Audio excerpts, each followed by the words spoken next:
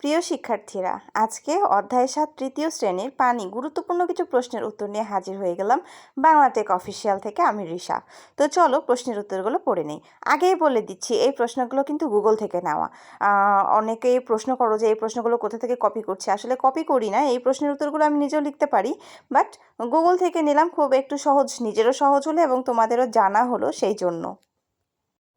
পানি কি? পানি একটি তরল পদার্থ যা আমাদের বেঁচে থাকার জন্য অপরিহার্য।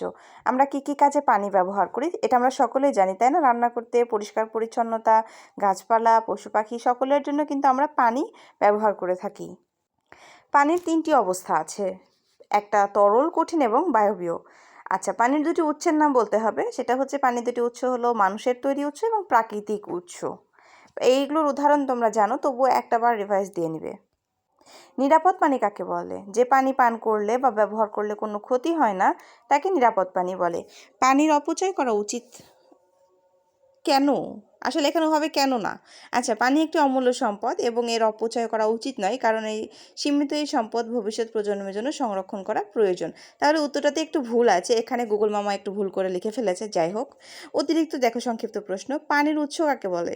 আমরা যেসব স্থান থেকে পানি পাই তাদেরকেই পানির উৎস বলে। আর পানির চারটি উৎসের নাম অবশ্যই জানি। এরপরে পানির উৎসগুলোকে কয় ভাগে ভাগ করা যায়? দুই ভাগে, প্রাকৃতিক এবং মানুষের তৈরি। মানুষের তৈরি প্রাকৃতিক উৎসগুলো কী কী সেটা আমরা সকলেই জানি। তার মধ্যে হচ্ছে পুকুর, কুয়া, নলকূপ এবং পানির কল। যাই হোক, প্রশ্নতে একটু ভুলভাল থাকলে সেটা তোমরা কিছু মনে করবে না, ঠিক করে লিখে নেবে, কারণ এটাই তো আমাদের পড়ালেখার একটা পার্ট। ভুল থাকলে সেটা সংশোধন করাটা আমাদের কাজ। অতিরিক্ত বর্ণনামূলক প্রশ্ন দিয়ে দিলাম। পানির উৎসকে কয় ভাগে ভাগ করা যায়? সংক্ষেপে প্রতিটি উৎস বর্ণনা করো। পানির উৎস দুই ভাগে ভাগ করা যায়, প্রাকৃতিক উৎস এবং মানুষের তৈরি উৎস। প্রাকৃতিক উৎসের বর্ণনা হচ্ছে বৃষ্টির পানি। বৃষ্টির পানি পুকুর, নদী, হাওর, খাল, বিল, হ্রদ ইত্যাদিতে জমা হয়। বৃষ্টির পানি ভূপৃষ্ঠ এবং ভূগর্ভস্থ পানি হিসাবে পৃথিবীতে জমা হয়। ভূপৃষ্ঠের পানি, মাটির ওপরের পানি হলো ভূপৃষ্ঠের পানি, যেমন সাগর, মহাসাগর, নদী, পুকুর ইত্যাদি। এখানে একটা লাইন আমি ইন্ডিকেট করি, সব থেকে বিশুদ্ধ পানির প্রধান উৎস হচ্ছে বৃষ্টির পানি, এটা মনে রাখবে। ভূগর্ভস্থ পানি, সমতল অঞ্চলে আমরা কূপ খনন করে এবং নলকূপের মাধ্যমে যে পানি পাই তা হলো ভূগর্ভস্থ পানি, মানে মাটির নিচের যে পানিটা ওঠে। বৃষ্টির পানি ভূপৃষ্ঠে পতিত হয়ে ধীরে ধীরে মাটির অভ্যন্তরে প্রবেশ করে জমা হয়, এই পানি ভূগর্ভস্থ পানি। মানুষের তৈরি পানির উৎস, মানুষের তৈরি পুকুর, কুয়া, নলকূপ এবং পানির কল থেকে আমরা পানি পাই, তাই না? এছাড়া কিন্তু ছোট ছোট কি দেখা যায়, যারা সেচের কাজে ব্যবহার করে। আচ্ছা, পানির উৎসগুলোকে কয় ভাগে ভাগ করা যায় এটা আমরা পড়েছি, এবং মানুষের তৈরি উৎসের 4টি করে নাম ছকে লিখতে বলেছে। এখানে পানির উৎস দুই ভাগে ভাগ করা যায়, প্রাকৃতিক উৎস ও মানুষের তৈরি উৎস।